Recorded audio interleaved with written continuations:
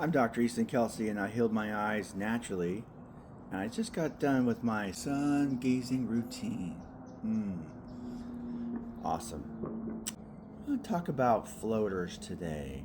What are floaters? What can you do about them? Most floaters are what we call benign floaters, which means they don't cause any serious problems, but they can be seriously annoying. I'd say the first onset of floaters is typically in your 20s. I remember when I was undergraduate, before I knew anything about optometry, I was working in a botany lab counting chromosomes. So exciting.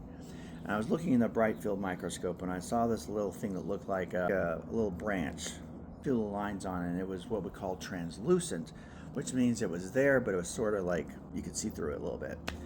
And I thought, what the heck is that? Is that like a nerve in my eye or something? I had no idea. So fast forward to optometry school when I learned about floaters and what they are. Inside your eye, you have this jelly called the vitreous humor. I don't know why they call it humor because it's not very funny, in my opinion. But it is basically made of water and hyaluronic acid. And it forms a firm matrix that basically gives the shape to our eyeball for the most part. And it protects the retina, keeps the retina where it's supposed to be.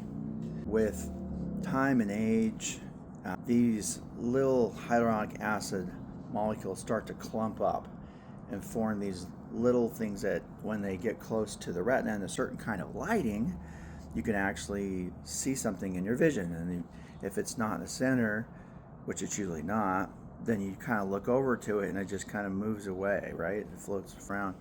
And if you move your eyes really fast, it's kind of fun. It's one of those snow globe kind of effects where they kind of move around. Anyway, it's kind of fun, or they could be annoying, right?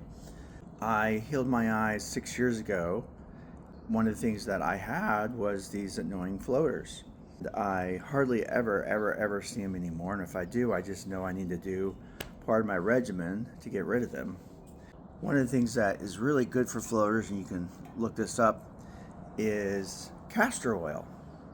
Castor oil has healing effects, and it's one of those oils that penetrates deeper into the tissues. Most oils stay on the surface, but this is one that goes deep into the tissues.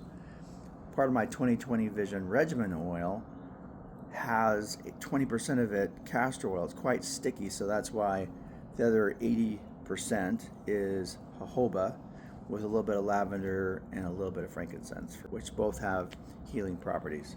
I got rid of my floaters, and I can't tell you how many people come into my office and they're worried about these things, and then when they find out there's nothing, quote, you can do about them, you can tell they're a little discouraged, but there is something you can do about them.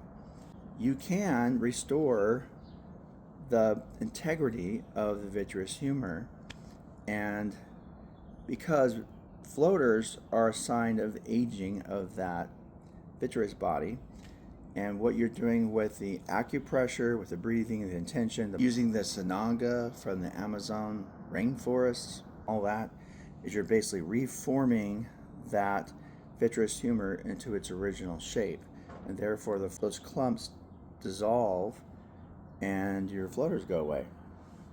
Blessings and namaste.